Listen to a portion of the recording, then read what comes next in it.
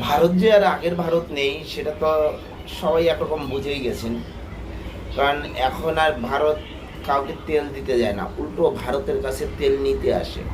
আগে দেখেছেন যে ভারতকে যে কোনো জিনিস, যে কোনো অস্ত্র হোক, তেল হোক, সোনা হোক, যা কিছু হোক, সব কিছু বাইরের থেকেই কিনতে হতো এবং সেটা আমেরিকাকে সুদ দিয়ে কিনতে হতো। তো অনেকে বলছে যে ভারত আর আমেরিকা তো খুব ভালো বন্ধু, খুব ভালো বন্ধু, কিন্তু আমেরিকা যে কারো বন্ধু নয়, সে শুধু ব্যবসাটুকুই করতে জানে, তাছাড়া আর কিচ্ছু নয়। মানুষ যখন বাড়ি বানায় তখন দেখবেন দুটো গেট রাখে বা দুটো দরজা রাখে, একটা যাওয়ার জন্য বা একটা আসার জন্য বা একটা আপৎকালীনের জন্য দরজা বানানো হয়। এর কারণটা কি? এর কারণটা হচ্ছে যদি এক দরজা কোনো রকমে বন্ধ হয়ে যায় আর এক দরজা যাতে খোলা থাকে, এই জন্য মানুষের দুটো করে দরজা রাখে। তো সেরকমই ভারত আগে আমেরিকা হয়ে তেল কিনতো বা আমেরিকা থেকে অস্ত্র টস্ত্র কিনতো।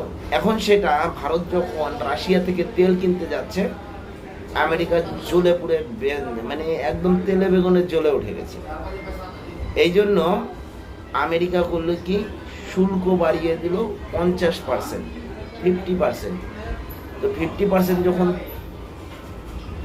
শুল্ক বাড়িয়ে দিয়েছে, তার মানে কি ভারত থেকে যে সব জিনিসগুলো যাবে সেগুলোর উপরে 50% শুল্ক, মানে কি একটা শার্টের দাম ধরেন যদি 100 টাকা হয়, সেটাকে 150 টাকা কিনতে হবে, সেরকম একটা শুল্ক বাড়িয়ে দিয়েছে। তাতে কি হয়েছে, আমেরিকা এই যে চক্ষু যে বড় বড় করে তাকিয়ে আছে বা ভারতকে ভয় দেখাচ্ছে, কিন্তু ভারত যে ভয় পাচ্ছে না সেটা কিন্তু আমেরিকা বুঝে গেছে বর্তমানে। আর এই 50% শুল্কের জন্য আমেরিকার থেকে যে যুদ্ধ বিমান কেনার কথা ছিল সেগুলো সব বাতিল করে দিয়েছে ভারত। বাস, যেটা হলো সেটা হলো। এবার আমাদের ভারতের জেমস বন্ড অজিত ডোভাল গেছে রাশিয়ার সাথে চুক্তি করতে।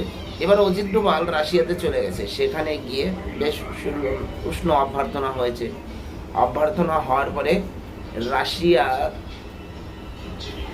রাশিয়ার যে প্রেসিডেন্ট ভ্লাদিমির পুতিন, সে আগামী মাসে কোনো একটা সময় এই ভারতে আসছে, এটার একটা নিমন্ত্রণ পাওয়া গেছে। তাই এটা দেখে কি আমেরিকা কি এখন 100% শুল্ক বাড়াবে? এছাড়াও আমেরিকা চাইছিল যে যাতে সব কিছুর মূল দায়িত্ব আমরা থাকি, কিন্তু ভারত সেটাকে একদম কোনো পাত্তাই দেয়নি। বিশেষ করে আমাদের ভারতের যারা মোদি বিরোধী আছে, মোদি বিরোধী বা সরকার বিরোধী যারা আছে, তাদেরকে একটা কথাই বলে রাখি, এই সরকার 1947 পরে যখন দেশ স্বাধীন হয়েছে, স্বাধীন হওয়ার পরের থেকে এখন পর্যন্ত, বিগত মোদি আসার আগে পর্যন্ত যে সরকারগুলো ছিল, তারা কখনো চায়নি যে ভারত উন্নত হোক। তারা সবসময় অন্যের পা চেটে চেটেই বড় হয়েছে। এখন সেই দিন শেষ। এখন যে যা করবে সেটা তার ব্যক্তিগত। আমার দেশে আমি কী করবো সেটা আমার, আমরা আমেরিকার দালালি করব না, এটাই বুঝিয়ে দিয়েছেন আমাদের ভারতের প্রধানমন্ত্রী নরেন্দ্র মোদী। কী বলেন আপনারা? এ বিষয়ে যদি কিছু বলার থেকে অবশ্যই জানাবেন। জয় হিন্দ, বন্দে মাতরম, ভারত মাতা কি জয়।